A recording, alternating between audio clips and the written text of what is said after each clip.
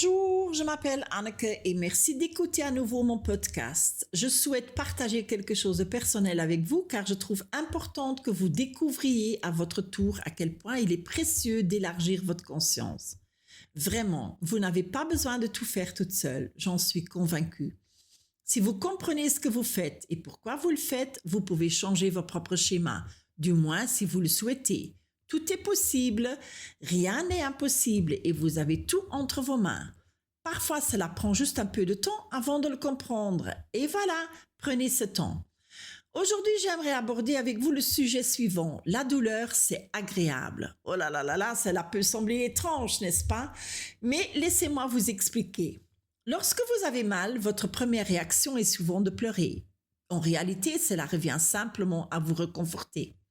Saviez-vous que pleurer est une réponse naturelle à la peur ou à la douleur? Cela provient d'un sentiment d'apitoiement sur soi-même. J'ai lu quelque part que les bouddhistes disent « la douleur est inévitable, mais la souffrance est un choix ». La douleur, l'inconfort, la maladie ou le malheur font tout simplement partie de la vie. Vous ne pouvez pas les éviter. Mais si vous vous apitoyez sur votre sort, si vous restez en colère ou si vous gardez rancune envers les autres, vous ajoutez une couche supplémentaire à cette douleur. Et c'est ce que nous appelons la souffrance. Pour adoucir cette deuxième couche, il est utile d'apprendre à se détendre dans la douleur. Car la douleur dans laquelle vous pouvez vous détendre est ce que nous appelons la bonne douleur. La bonne douleur n'est jamais quelque chose que l'on inflige délibérément. Et je ne parle bien sûr pas ici de pratique SM. Je pense que les personnes qui s'adonnent à cela essayent en fait de ressentir quelque chose parce qu'elles ne se sentent pas suffisamment vivantes. Il en va de même pour les jeunes qui s'automutilent. Ils sont souvent de la recherche de sensations d'une connexion avec leur propre corps. Prenons l'exemple d'un tapis de yoga recouvert de petits points. Les personnes qui pratiquent cette discipline savent que cela est bénéfique pour le corps et l'esprit. Pourquoi? Parce que cela détourne votre attention de votre tête pour la diriger vers votre corps. Et après un certain temps, cette sensation de picotement disparaît, laissant place à une sensation de chaleur et une paix mentale. C'est peut-être étrange, mais voilà, c'est comme ça. Cela m'amène à une grande question existentielle. Pourquoi la douleur existe-t-elle? La douleur nous réveille, nous rend alertes et conscientes. Elle nous aide à prendre soin de notre corps et à nous sentir bien. Mais beaucoup de gens ont peur de la douleur. Il existe une sorte de tabou à ce sujet. Et dans le domaine des soins de santé, on est souvent prêt à vous donner des analgésiques ou des anesthésiques, et parfois même de manière plus ou moins forcée. Cela nous rend de plus en plus craintifs face à la douleur, et cela conduit à toutes sortes de troubles chroniques.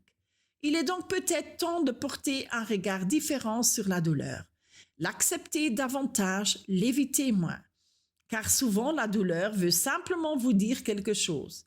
Et qui sait, si vous y prêtez attention, vous découvrirez peut-être que la douleur peut justement vous aider à progresser sur le chemin de la conscience. Jetons ensemble un regard neuf sur la douleur. Et si vous abordiez la douleur, non pas avec crainte, mais avec confiance. Surtout si vous vous sentez bien dans votre peau, vous remarquerez peut-être que la douleur est perçue différemment, non plus comme un ennemi, mais comme un messager. Et la particularité de la douleur est que votre cerveau traite la douleur physique et émotionnellement de la même manière.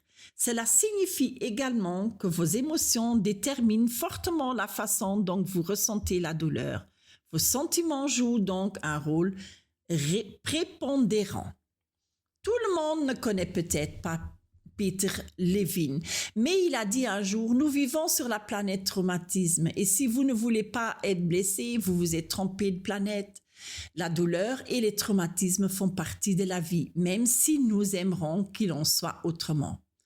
Enfant, on peut souvent mettre la douleur de côté. On la range au fond de soi comme on remplit un coffre à trésors de souvenirs.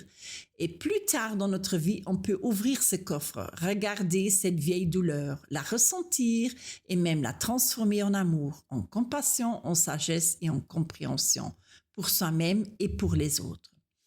Notre corps est très résistant, mais il a besoin d'être reconnu lorsqu'il souffre.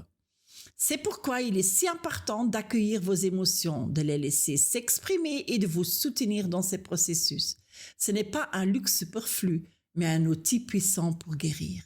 Et vous voulez apprendre à mieux gérer la douleur? Commencez par changer votre attitude intérieure. Ne considérez pas la douleur comme quelque chose que vous devez combattre, mais comme quelque chose que vous pouvez observer. Des études ont même été menées auprès du bouddhisme zen et des méditations expérimentées. Que montre-t-elle?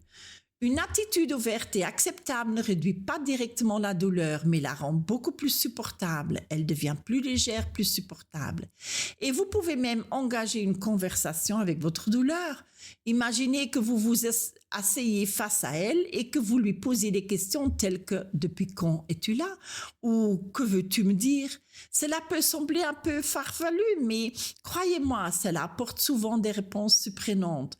Ma propre douleur dorsale me dit, par exemple, que je dois mieux respecter mes limites, oser dire plus souvent non et ne pas tout accepter sans brancher.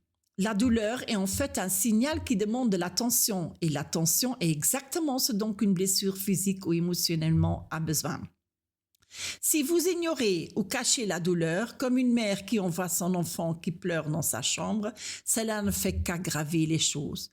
Nous savons désormais à quel point cela influence notre cerveau et notre corps. Alors, acceptez votre douleur, ressentez-la et soyez indulgent envers vous-même. Plus vous le ferez, moins vous aurez peur de la douleur, car en fin de compte, la douleur n'est que de la douleur. Avec suffisamment d'attention, elle peut passer. En fait, la douleur est peut-être la meilleure chose qui puisse vous arriver car elle vous rapproche finalement de vous-même et du bonheur. J'espère que ce podcast vous aidera à comprendre d'où vient la douleur. Lancez-vous et si vous avez aimé, n'oubliez pas de liker mon podcast et de le partager avec votre famille, vos amis ou vos voisins. Plus il y aura d'auditeurs, plus il y aura de personnes conscientes et capables de changer. Bonne chance et merci beaucoup.